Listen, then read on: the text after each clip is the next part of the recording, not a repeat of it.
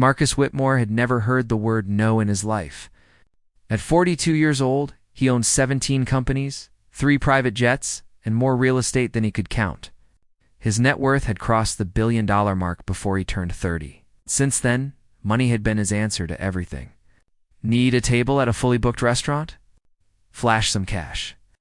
Want to skip the line at the airport? Money talks. Politicians, celebrities, business rivals, everyone had a price in Marcus's world.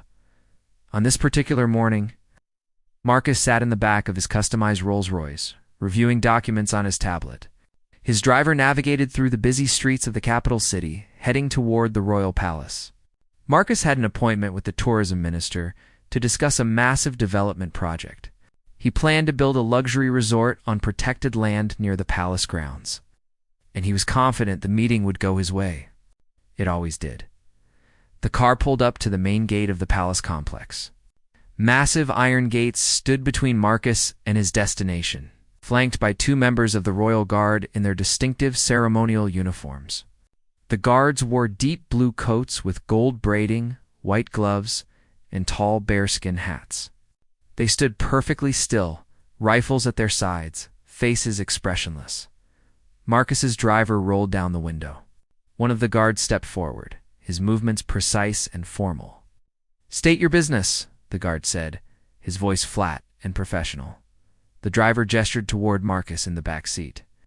"Mr. Marcus Whitmore for a meeting with the tourism minister at 10 o'clock. The guard consulted a clipboard, running his finger down a list of names. He looked up, shaking his head slightly. "I don't see a Marcus Whitmore on today's approved entry list." Marcus leaned forward, irritation already building in his chest. "What do you mean I'm not on the list?" "I have a confirmed appointment." "Check again." The guard's expression didn't change. He looked at the clipboard once more, taking his time. "Sir, there is no Marcus Whitmore scheduled for entry today. Without proper authorization, I cannot allow you through." Marcus felt his face grow warm. This was absurd. He pulled out his phone and dialed his assistant. "Sarah, I'm at the palace gate. These people are saying I'm not on the list." "What's going on?" His assistant's panicked voice came through. "Mr. Whitmore, I submitted all the paperwork 3 weeks ago. Let me call the minister's office right now."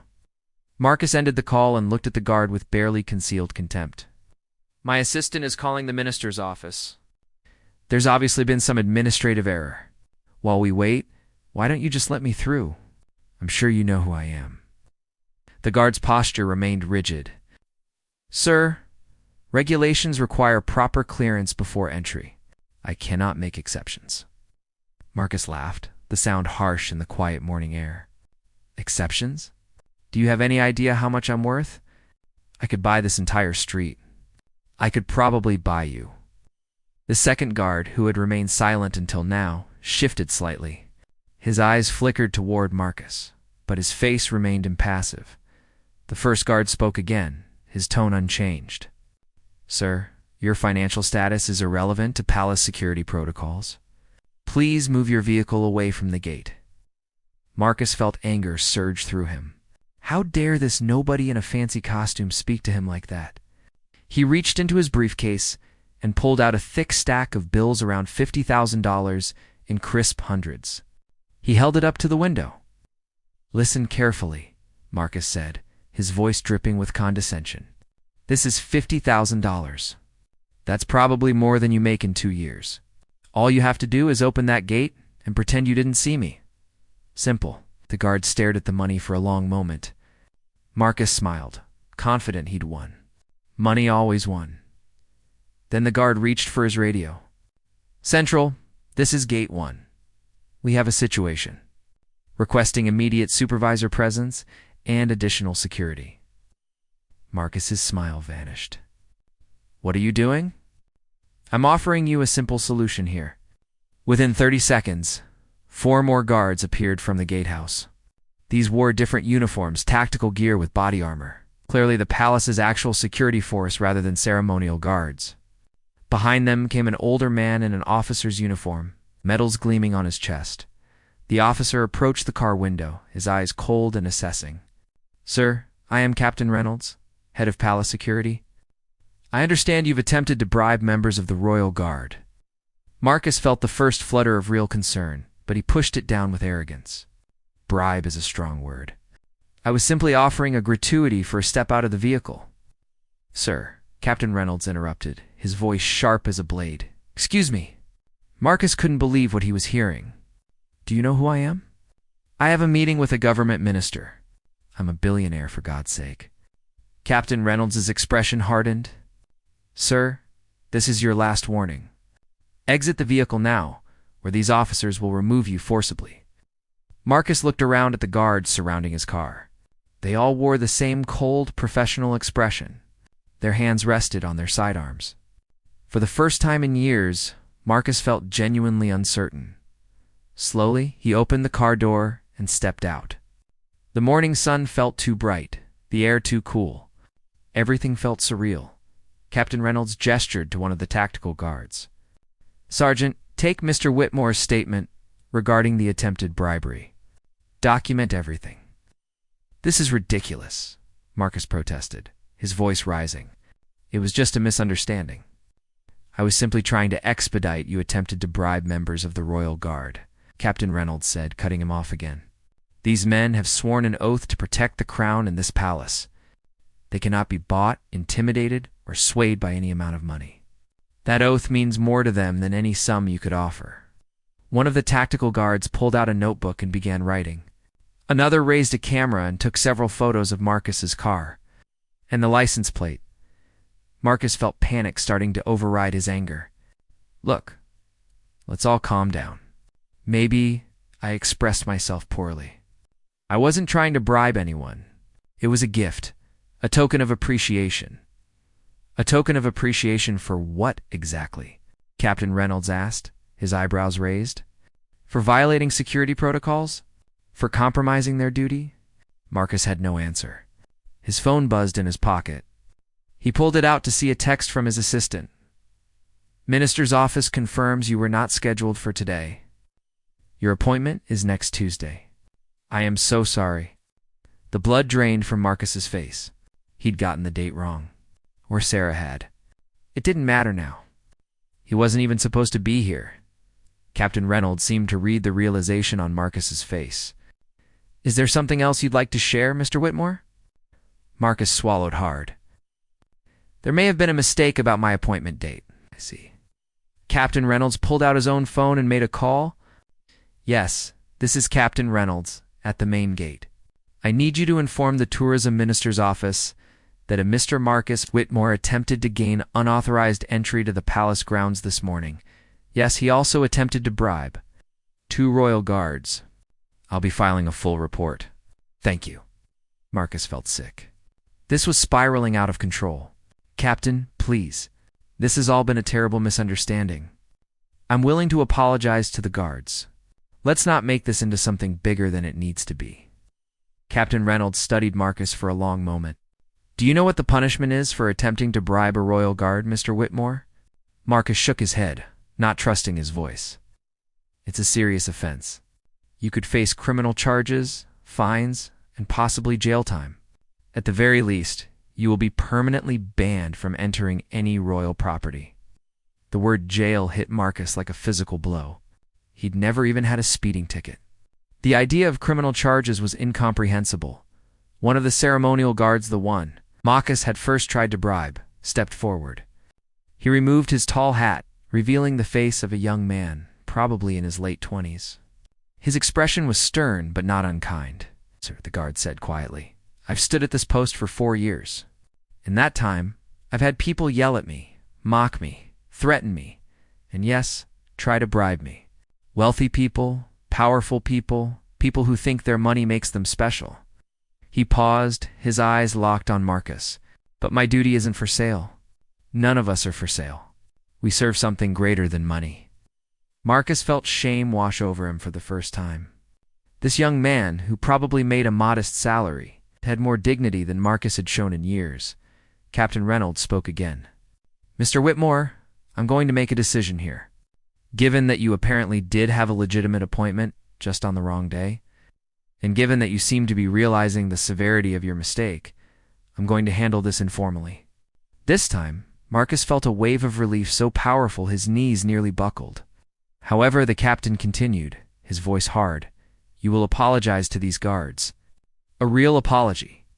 And you will leave immediately. Your meeting with the tourism minister is cancelled. I'll be informing his office of this incident, and I suspect you'll have difficulty getting that meeting rescheduled. Do you understand? Marcus nodded rapidly. Yes. Yes, I understand. Thank you. He turned to face the two ceremonial guards, the ones he'd insulted and tried to bribe. They stood at attention, waiting. Marcus took a deep breath, feeling smaller than he had in decades. I apologize. What I did was wrong and disrespectful. You were doing your job and I insulted you. I'm sorry. The young guard, who had spoken earlier, gave a slight nod, acknowledging the apology. Then he put his hat back on and returned to his position, standing perfectly still once again, as if nothing had happened. Marcus climbed back into his Rolls-Royce, his hands shaking slightly. His driver, who had witnessed everything, remained silent as they pulled away from the palace gate. Marcus looked back through the rear window to see the guards resuming their watch, unmoved and unaffected by the encounter.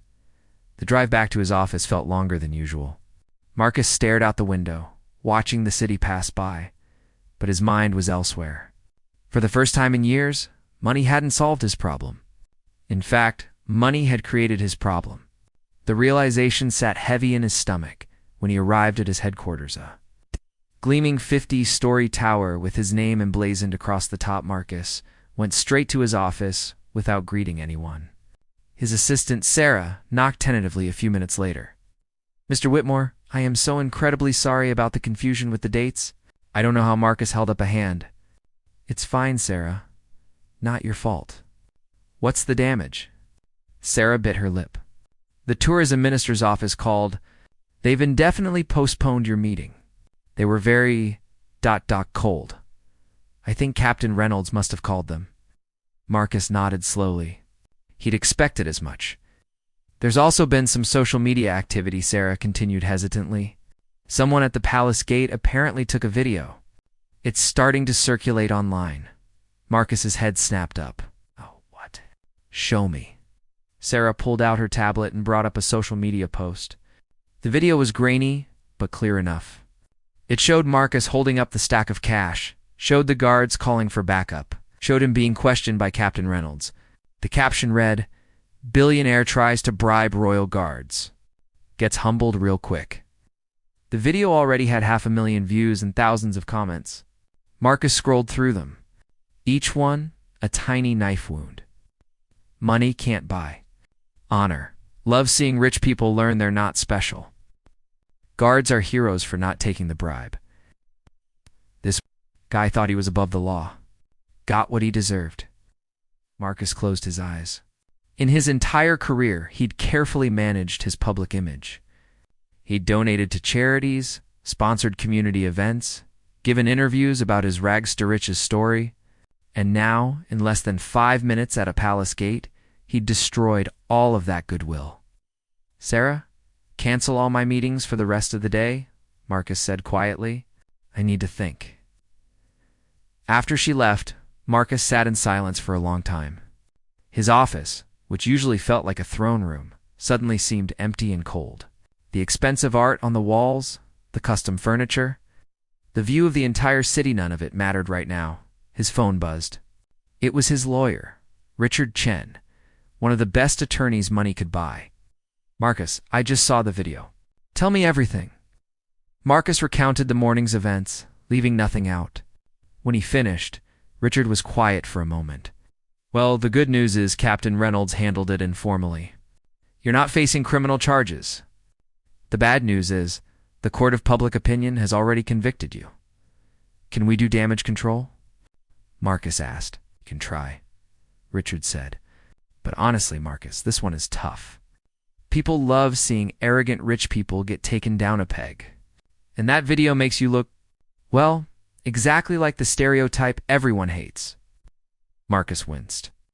So what do I do? Lay low for a while. Don't make any statements. Don't try to justify or explain. Just let it pass. Eventually something else will capture everyone's attention. After the call ended, Marcus couldn't sit still. He left his office and walked through the building, something he rarely did without purpose. Employees looked up as he passed, then quickly looked away. They'd all seen the video. Marcus could feel their judgment, their barely concealed satisfaction at seeing their all-powerful boss. Humiliated, he took the elevator down to the ground floor and stepped out onto the street. For once, Marcus walked without a destination. He passed coffee shops and boutiques, crossed busy intersections, navigated around street vendors. Nobody recognized him, or if they did, they didn't care. Marcus found himself in front of a small park. He sat on a bench, something he couldn't remember doing in years. Nearby, a young couple pushed their daughter on a swing. The little girl's laughter rang out, pure and joyful. Further away, an old man fed pigeons from a paper bag. A jogger ran past, then doubled back. "Hey, aren't you that guy from the video? The one who tried to bribe the guards?" Marcus felt his face flush. "Yes, that was me." The jogger shook his head, half smiling. "Man, what were you thinking? Those royal guards are legendary. They stand in the rain, the heat, everything. They don't break formation for anything. And you thought money would work?" "I wasn't thinking," Marcus admitted. "That's the problem." The jogger studied him for a moment, then shrugged. "Well, at least you know now." He jogged away, leaving Marcus alone again. Marcus pulled out his phone and searched for information about the Royal Guard. He'd lived in this city his entire life, but had never bothered to learn about them. What he found surprised him. The Royal Guard was an elite unit, selected from the best candidates in the military. The training was brutal. Only 30% of candidates made it through. They underwent physical conditioning, weapons training, diplomatic protocol, and intensive psychological evaluation. They had to maintain perfect composure under any circumstances. From severe weather to hostile crowds, the ceremonial guards Marcus had encountered weren't just ornaments. They were highly trained soldiers who could respond to any threat within seconds. Their stillness, their discipline, was all part of their training. They'd been taught to be unmoved by insults, bribes, threats, or any other form of manipulation. And Marcus had walked up to them with a stack of cash, like they were parking attendants. His phone rang. It was his mother, Margaret Whitmore, calling from her estate in the countryside. "Marcus, darling, I just saw the most disturbing video online. Please tell me that wasn't you," Marcus sighed. "It was me, Mom." "Oh, Marcus." Her disappointment was worse than anger. "What on earth possessed you?" "I didn't raise you to act like that." "I know, Mom. I messed up." "You did more than mess up. You disrespected people who dedicate their lives to service. Those guards take an oath, Marcus. They sacrifice comfort and personal freedom to serve something greater than themselves. And you waved money at them like they were common criminals." Marcus felt tears prick his eyes, something that shocked him. "I didn't think about it like that. I just saw an obstacle and tried to remove it. That's what I always do." "Well, maybe it's time to change what you always do," Margaret said gently. "You've become so focused on making money that you've forgotten how to treat people with basic respect. Money is a tool, Marcus, not a weapon or a solution to every problem." After talking with his mother, Marcus walked back to his building. But instead of going up to his office, he went down to the basement parking garage. He got in his Range Rover, not the Rolls-Royce. Something more anonymous and drove. He drove out of the city, into the countryside, following roads he hadn't traveled in years. Eventually, he reached his mother's estate, a sprawling property with gardens and horses. Margaret met him at the door, her face lined with concern. "Come in, darling. Let's have tea." They sat in her sunroom, surrounded by plants and afternoon light. Marcus hadn't been here in months, always too busy with deals and meetings. "Do you remember when you were 12? Margaret asked, pouring tea. "You saved up your allowance for 6 months to buy your father a birthday present. You were so proud of that watch you picked out." Marcus nodded. "He wore it every day until he died." "Do you remember what he told you when you gave it to him?" Marcus thought back. "He said the value wasn't in what I spent, but in the sacrifice I made to give it." "Exactly." Margaret set down her teacup. "Your father built his business on relationships, Marcus.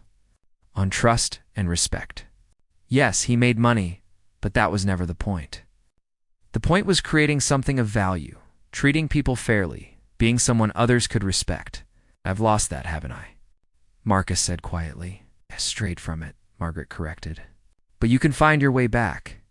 This incident at the palaces, embarrassing as it is, might be exactly what you needed. A wake-up call. Marcus stayed for dinner, something he hadn't done in over a year. They talked about his father, about the family business before Marcus had transformed it into a corporate empire, about values and purpose and what really mattered in life. When Marcus drove back to the city that night, something had shifted inside him. The video was still circulating online. His reputation was still damaged. The tourism minister still wouldn't meet with him. But for the first time in years, Marcus felt like he might be on the path to becoming someone worth respecting again. The next morning, Marcus woke early. Instead of his usual routine, checking stock prices, reading market reports, firing off emails before sunrise, he sat on his penthouse balcony and watched the city come to life. Street cleaners made their rounds. Delivery trucks rumbled past. Ordinary people headed to ordinary jobs, living ordinary lives that Marcus had spent years thinking himself above.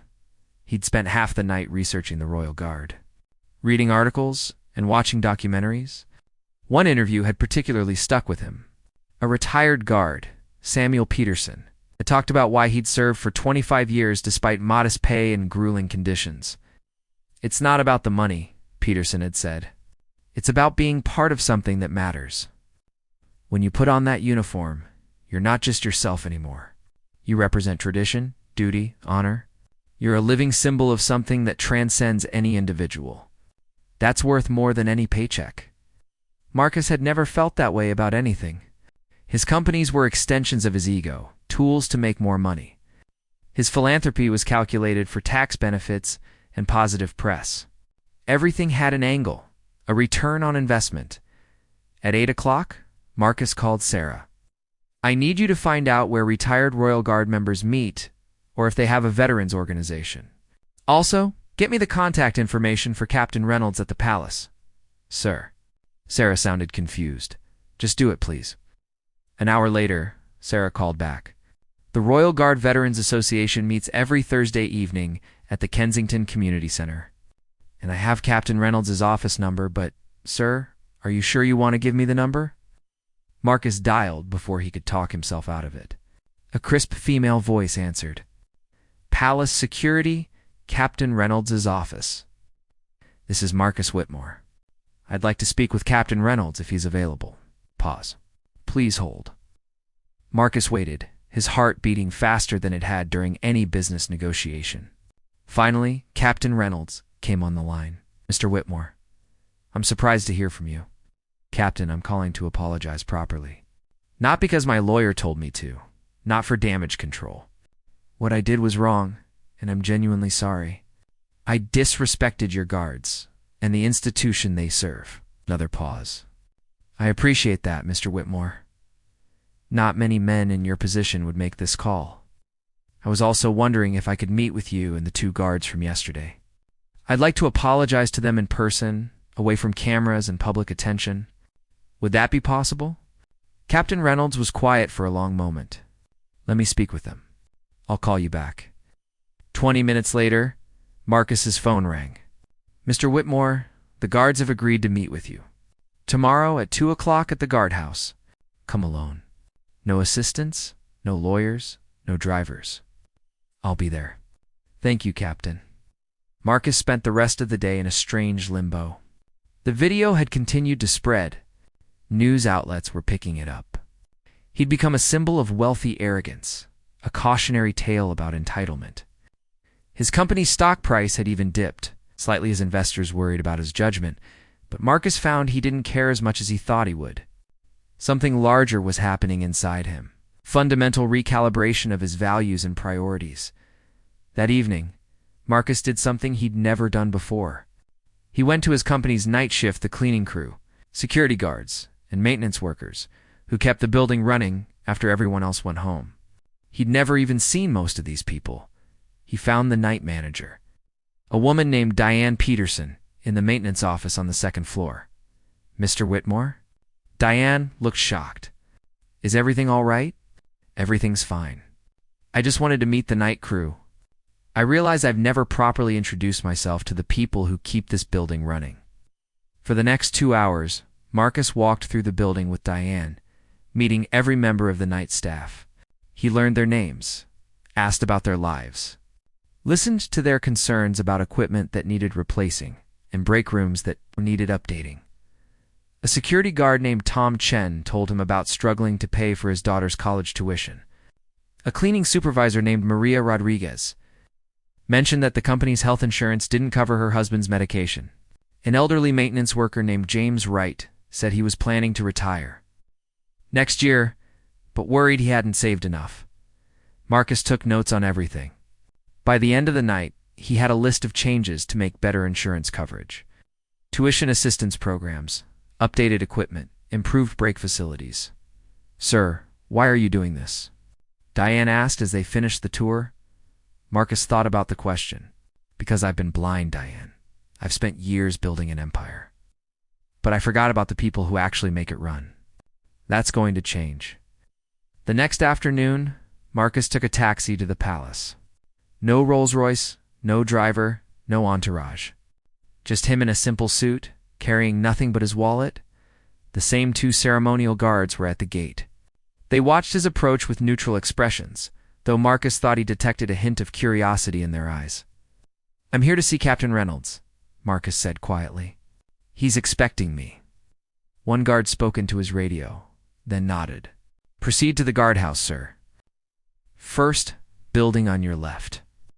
Marcus walked through the gate he'd tried to bribe his way through just 2 days before.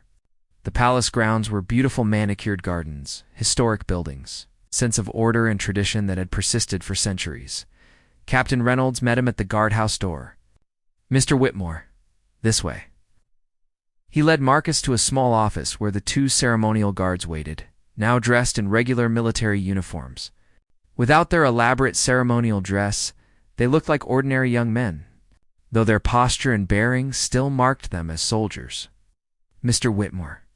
This is Corporal David Mitchell and Private First Class James Chen, Captain Reynolds said. The guards you encountered. Marcus looked at both men, seeing them clearly for the first time.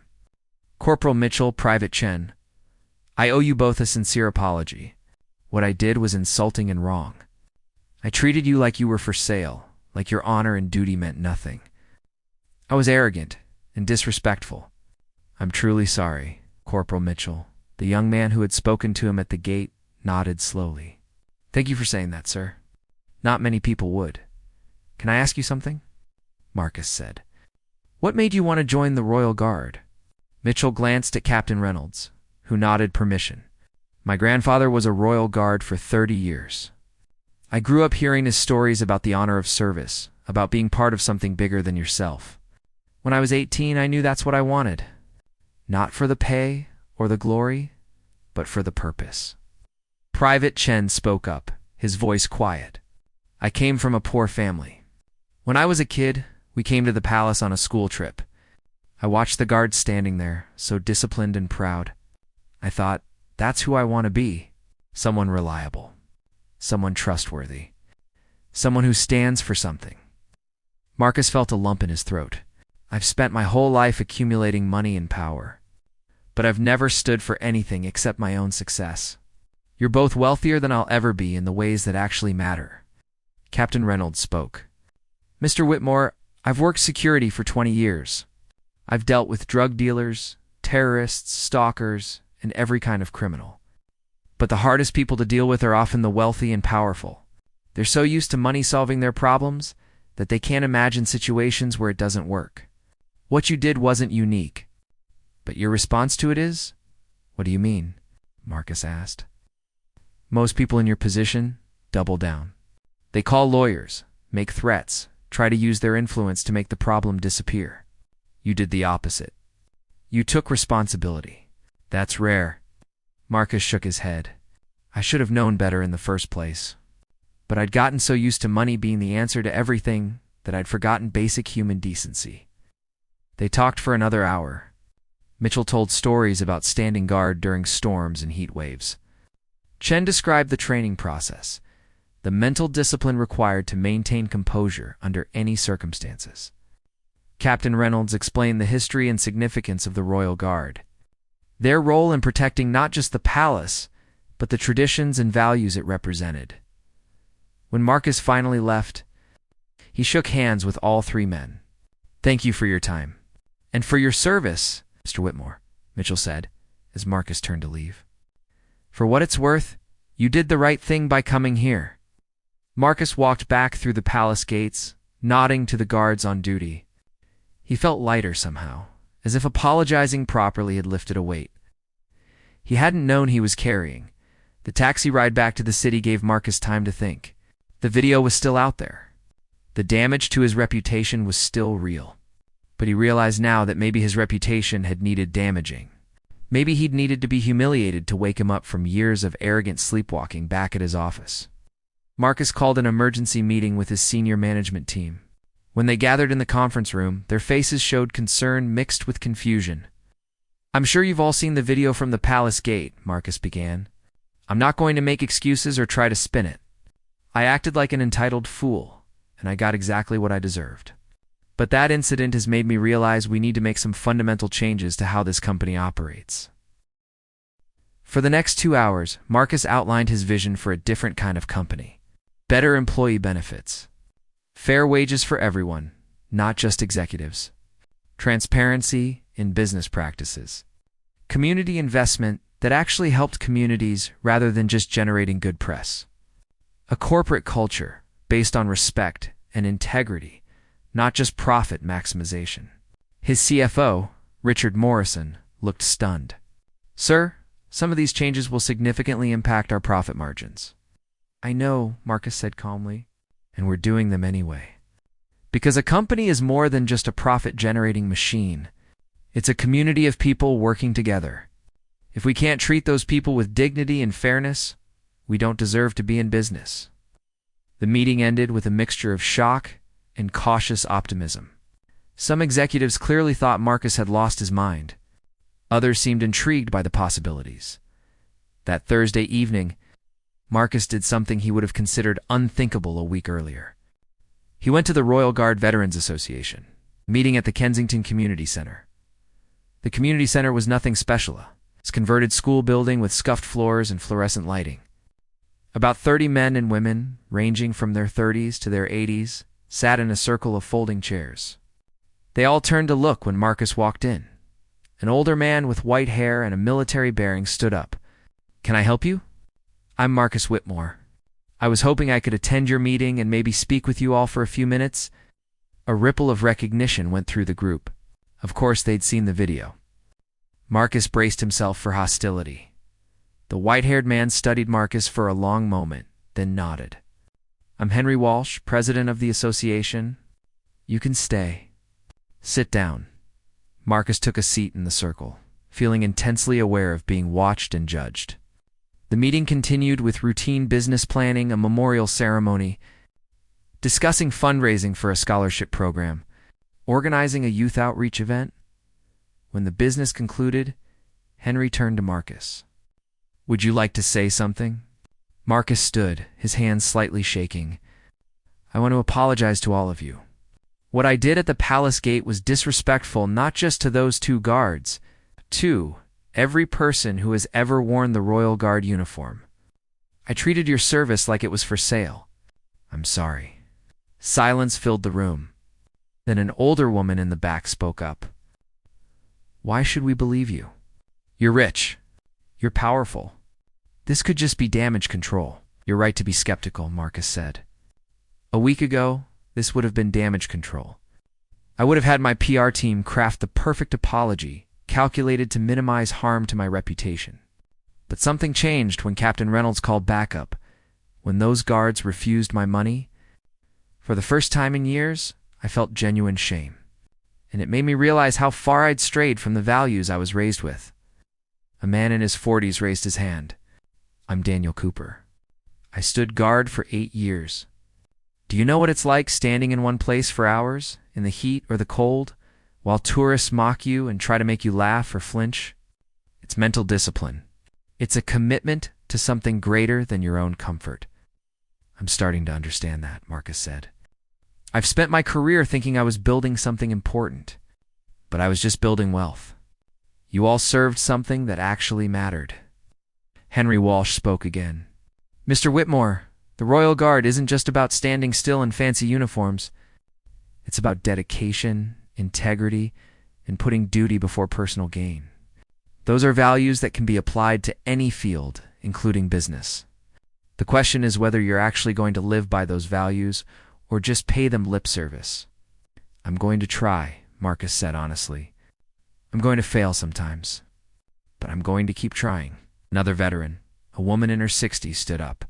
I'm Patricia Chen. I was one of the first women in the Royal Guard. I faced discrimination, harassment, people telling me I didn't belong. But I stayed because the Guard treated me fairly even when society didn't. The Guard values ability and character, not money or connections. If you really want to change, Mr. Whitmore, start treating people based on who they are, not what they're worth to you financially. Marcus nodded, absorbing her words. That's exactly what I need to do. The meeting lasted another hour.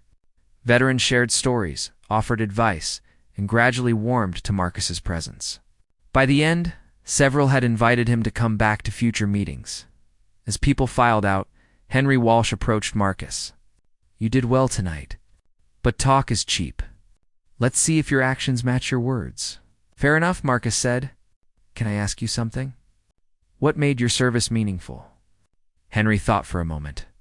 Knowing that I was part of a tradition that would outlast me. Knowing that long after I was gone, the Royal Guard would still stand watch. There's comfort in being part of something eternal, something bigger than one person's lifespan.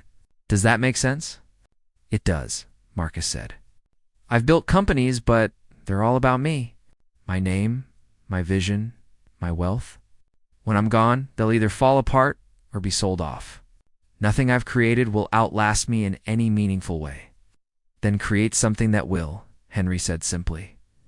Over the next several weeks, Marcus threw himself into transformation with the same intensity he'd once applied to making money. He implemented the changes he'd promised to his management team: better benefits, fair wages, transparent practices. He also started something new, a foundation dedicated to supporting veterans and their families. The Marcus Whitmore Foundation launched quietly, without press releases or fanfare. Marcus personally visited VA hospitals, veterans shelters, and military family support groups. He listened to their needs and wrote checks, but more importantly, he showed up. He attended support group meetings, helped organize job training programs, and used his business connections to place veterans in good jobs. The foundation also established scholarships specifically for children of Royal Guard members, both active and retired. When Marcus announced this at a Veterans Association meeting, Patricia Chen stood up with tears in her eyes. My grandson wants to join the Guard like I did, she said, but he needs to finish college first. This scholarship will make that possible. Thank you. Marcus's business reputation slowly began to recover, though not in the way he'd expected. The video of his humiliation at the palace gate never fully disappeared, but news stories began circulating about his foundation work and the changes at his companies. Business publications ran articles with titles like From Arrogance to Action, How One Billionaire Changed Course, and When Failure Leads to Better Leadership. Not everyone was convinced. Critics accused Marcus of performative charity, of trying to buy redemption the same way he tried to buy entry to the palace. Some of those critics were probably right. Marcus knew he had mixed motives, that his ego and need for positive attention hadn't completely disappeared. But as months passed,